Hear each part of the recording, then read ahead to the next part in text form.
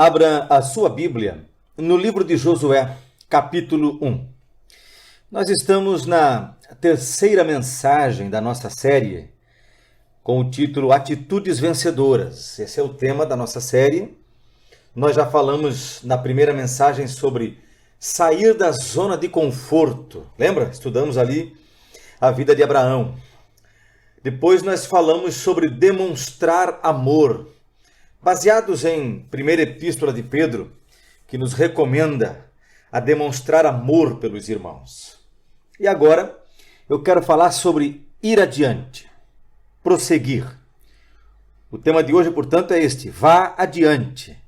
E é baseado no livro de Josué, ou nesse trecho da história de Josué, do início da liderança de Josué.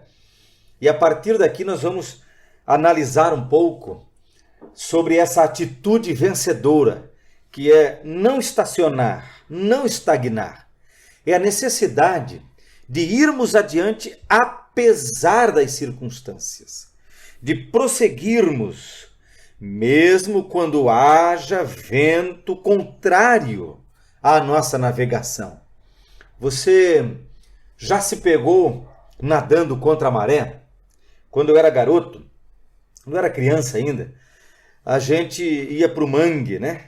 Na minha cidade, aqui em Joinville, nós temos muito mangue. E a gente ia nadar nos rios. E muitas vezes, quando a gente nadava contra a maré, a gente tinha essa experiência de fazer todo um esforço, e nadava com tudo que podia. De repente olhava para trás naquela impressão de que tivesse progredido muito, de que tivesse progredido bastante. Mas não. No final das contas, olhava, parecia que não tinha saído do lugar. Então, precisava continuar a nadar. Você já precisou fazer isso? Pois é, eu quero pensar com você exatamente sobre este tema. Prossiga, vá adiante. É isso que Deus quer falar ao seu coração hoje. Vamos lá. Josué, capítulo 1, versículo 1. Depois que Moisés, servo do Senhor, morreu, o Senhor falou a Josué, filho de Num, auxiliar de Moisés, dizendo: Moisés, meu servo, está morto.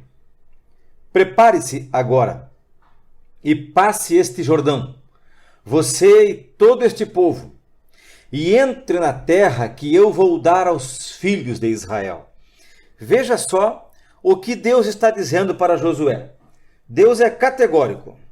Ele chega para Josué e diz: Moisés, meu servo, morreu. Moisés, meu servo, é morto. Moisés, meu servo, está morto. Pronto. Mais direto, mais objetivo, como nós costumamos dizer, curto e grosso, né? Mais curto e grosso do que isso, impossível. É Deus chegando cara a cara com Josué, ou falando a Josué: Josué, seguinte, Moisés, o grande Moisés, esse líder que você serviu por tantos anos e que você aprendeu a admirar, a olhar para ele estupefato de tantas grandezas realizadas através dele. Esse Moisés morreu. Ele não volta mais. Agora, você vai se preparar, porque a ti cabe passar o Jordão e levar todo este povo a entrar na terra que eu prometi que daria aos filhos de Israel. A partir do versículo 3, Deus vai dizer para Josué que aonde ele puser a planta do seu pé, Deus vai ter dado para eles. Deus vai especificar a abrangência geográfica dos limites da terra que Deus está dando a Israel.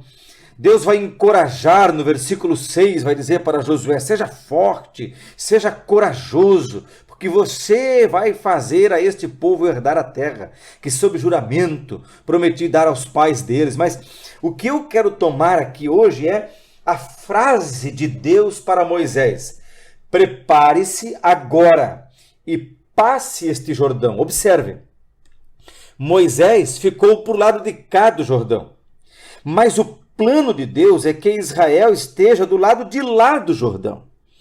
O propósito de Deus não se concretiza do lado de cá, se concretiza do lado de lá. Mas Moisés morreu. Todavia, o plano de Deus não morreu. O propósito de Deus não morreu.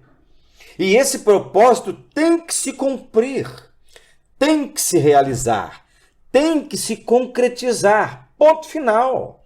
Ou seja, nada de Deus fica pela metade. Os planos de Deus para os seus filhos não ficam pela metade, não são interrompidos, não ficam a meio caminho. E é isso que me chama a atenção e é para isso que quero chamar a tua atenção. Deus tem planos para a tua vida. Deus tem propósitos para você. E estes propósitos não ficarão a meio caminho, não podem ser interrompidos.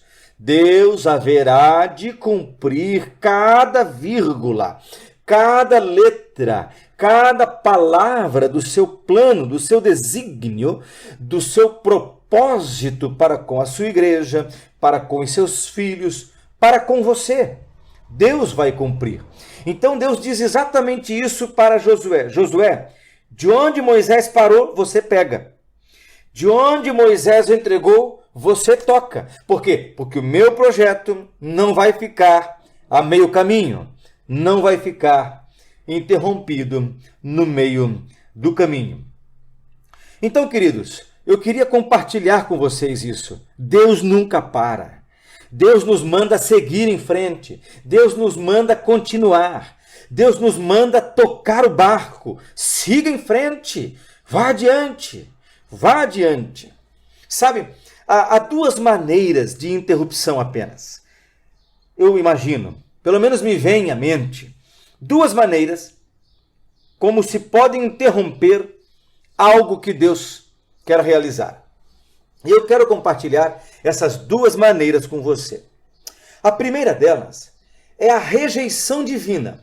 É quando o próprio Deus rejeita algo ou alguém.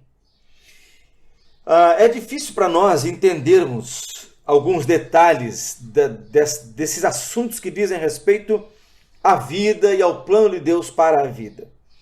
Mas ao recorrer às Escrituras, nós podemos pelo menos ter uma noção de como Deus administra as coisas. Veja bem, quem foi que escolheu Saul para reinar sobre Israel?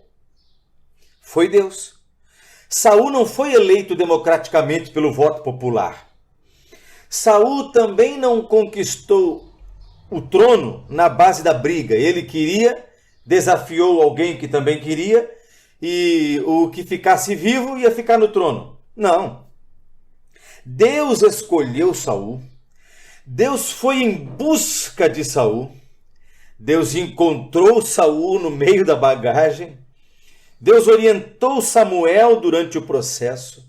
Aliás, Deus confortou o coração do profeta que se sentia desolado quando o povo pediu por um rei. E aí Deus designou o profeta para que ungisse Saul como rei. E Saul começou muito bem. Saul ia muito bem, obrigado, até que Deus o rejeitou. Nós lemos em primeiro livro de Samuel, no capítulo 15, sobre a rejeição de Saul. Saul desobedece a palavra de Deus. Se você ler o capítulo 15, Samuel disse a Saul, no versículo 1, foi a mim que o Senhor enviou para ungir você como rei sobre Israel, o povo dele. Agora ouça as palavras do Senhor. Assim diz o Senhor dos Exércitos: castigarei Amaleque pelo que fez a Israel, colocando-se no caminho de Israel, quando este saía do Egito. Prestou atenção no texto? Veja bem o que diz Samuel. Foi a mim que o Senhor enviou para ungir você como rei sobre Israel, o povo dele. Então, Saul não é um acidente. Saul é propósito de Deus, é plano de Deus. Na sequência, Samuel vai dizer para Saul: vá, ataque os amalequitas, destrua totalmente aquilo que eles tiverem. Não poupe ninguém. Mate homens, mulheres, meninos, crianças de peito, bois, ovelhas, camelos, jumentos, mata tudo. Essa era a ordem de Deus para Samuel, que iria investir contra Amaleque. Saul convocou o povo, estabeleceu o plano de guerra, investiu contra aquele povo, venceu o povo, destruiu o povo, mas resolveu poupar Agag e elegeu os melhores entre as ovelhas e os bois, os animais gordos, os cordeiros, tudo que era bom. E aí resolveu que não iria sacrificar aquilo tudo, matar toda aquela riqueza, toda aquela gordura, todo aquele símbolo de prosperidade. Ao ter feito isso, você chega no versículo 11, quando a palavra do Senhor vem a Samuel e diz assim: lamento haver constituído Saul como rei. Deus desiste de Saul. Deus abandona Saul no meio do caminho, dentro dessa linguagem do nosso tema de hoje, do ir adiante e do interromper aquilo que era para ir adiante. Lamento por haver constituído Saul como rei, porque deixou de me seguir e não executou as minhas palavras. Samuel ficou triste, a Bíblia diz. Chegou a orar a Deus durante toda a noite para que Deus reconsiderasse. Mas Deus estava inamovível. Deus não iria retroceder. Quando você chega, por exemplo, no capítulo 16 de 1 Samuel, quando Deus decide ungir Davi como rei e envia Samuel para isso, o versículo 1 diz assim: o Senhor disse a Samuel: até quando você terá pena de Saul, se eu o rejeitei como rei de Israel? Então veja, no capítulo 15, Deus dá uma ordem para Saul. Saul peca contra Deus, porque não cumpre a palavra de Deus. Isso ofende a tal ponto a santidade de Deus, que Deus desiste de Saul, rejeita Saul como rei de Israel. E aí, tendo rejeitado Saul, Deus ordena que Saul seja substituído. Aliás, convém ler, meus irmãos, o versículo 26, porque é aqui que se estabelece a ruptura que nós estamos encontrando na história de Saul. Porém, Samuel disse a Saul, versículo 26, não voltarei com você, por você ter rejeitado a palavra do Senhor, ele também o rejeitou como rei sobre Israel. Então veja, no capítulo 15 de 1 Samuel, Deus dá uma ordem a Saul. Ainda no capítulo 15, no versículo 11, Deus lamenta haver constituído Saul como rei. Ainda no capítulo 15, no versículo 26, Samuel comunica isso formalmente, oficialmente, dizendo para Saul: o Senhor rejeitou você como rei sobre Israel. E no capítulo 16, versículo 1, Saul ainda está apegado, ou melhor, Samuel ainda está apegado a Saul, e Deus diz: por que você ainda tem dó, ainda tem pena de Saul, se eu o rejeitei? Vamos, bora para frente, vá adiante, unja Davi como rei. Você está vendo só? Só se pode impedir o que Deus tem na vida de Saul se Saul endurecer-se contra Deus e desobedecer a Deus a ponto de causar ojeriza em Deus. Então esse é um dos modos de algo de Deus ser interrompido nas nossas vidas. No Novo Testamento eu me lembro de Ananias e Safira. Você se lembra do texto de Ananias e Safira? Você se lembra que eles venderam uma propriedade? O texto diz: certo homem chamado Ananias, eu estou em Atos capítulo 5, com sua mulher chamada Safira, vendeu uma propriedade, mas reteve uma parte do dinheiro. E Safira estava ciente disso.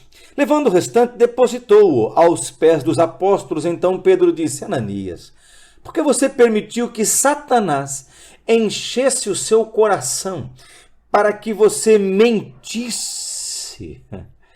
Olha só, por que você permitiu que Satanás enchesse o seu coração para que você mentisse ao Espírito Santo, retendo parte do valor do campo? Veja, Ananias e Safira ilustram bem para nós o que eu estou dizendo, porque eles são, meus irmãos, aquele casal que tem tudo para tocar a vida adiante. Orar, ler a palavra de Deus, criar seus filhos, constituir sua família, congregar com os irmãos, frequentar os cultos, trabalhar, vender, comprar, seguir a vida, ir adiante, tocar o barco. Eles não precisam fazer o que fizeram. Então, em vez deles irem adiante e terem pensado assim, bom, as pessoas costumam vender os seus bens e repartir para que não haja necessitados. Bom, eu não vou repartir tudo, mas eu vou dar uma parte como oferta e vou seguir adiante, tá vendo? Eles tinham liberdade para isso. O próprio texto de Atos capítulo 5, no versículo 4, Pedro diz, não é verdade que conservando a propriedade seria sua?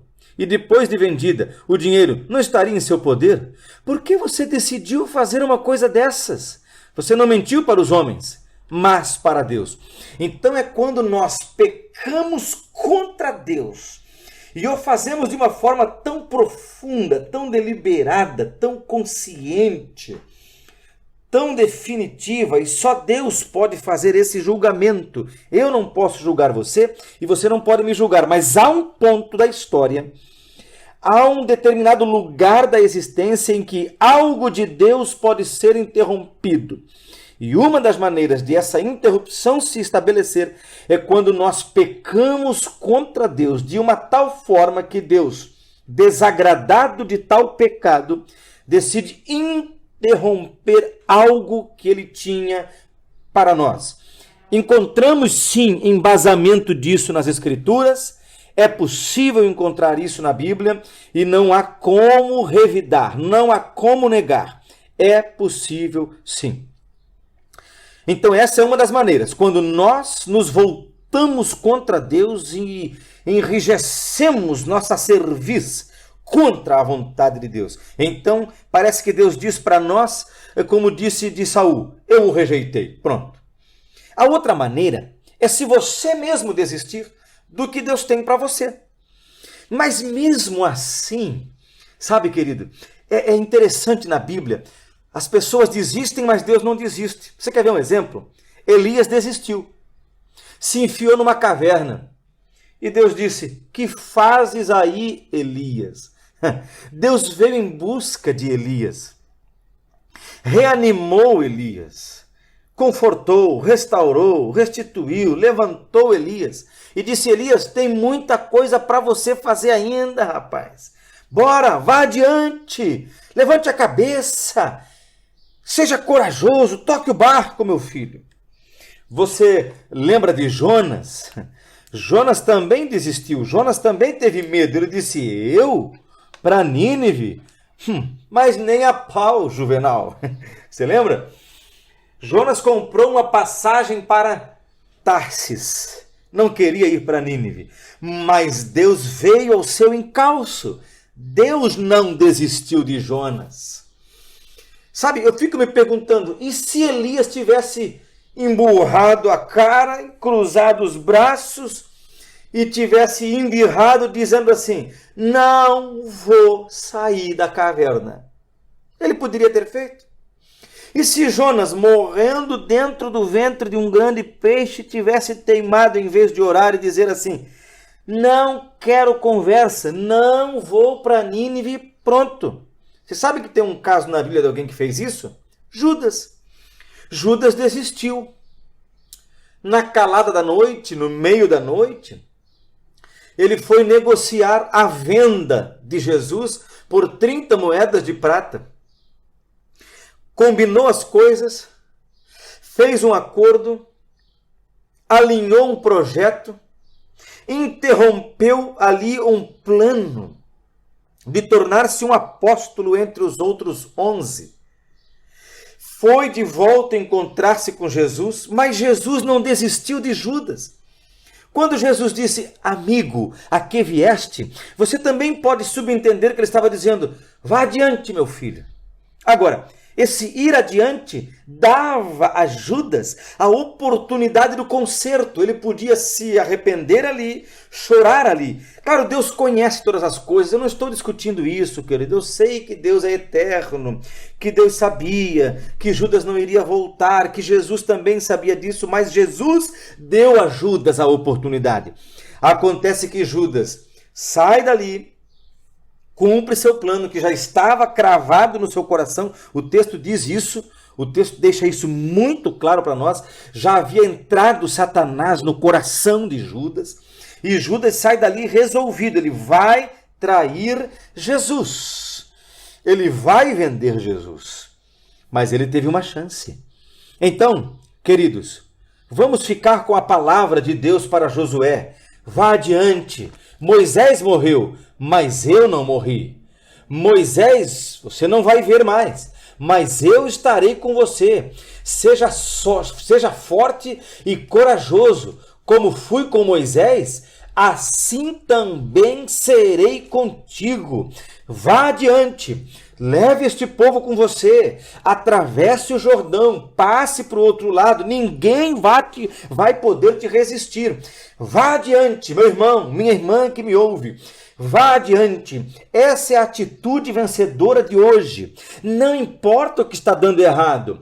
Vá adiante. Não importa o que tenha morrido. Vá adiante. Paulo disse, eu mesmo não julgo ter alcançado, mas prossigo, mas vou adiante, mas continuo. Quando você vê Filipenses capítulo 3, versículo 12, Paulo diz, não que eu já tenha recebido ou já tenha obtido a perfeição. Sabe, nós nunca alcançamos tudo aqui, mas prossigo para conquistar aquilo para o que também fui conquistado por Cristo Jesus. Versículo 13, irmãos, quanto a mim, não julgo havê-lo alcançado, mas uma coisa faço, esquecendo-me das coisas que ficam para trás.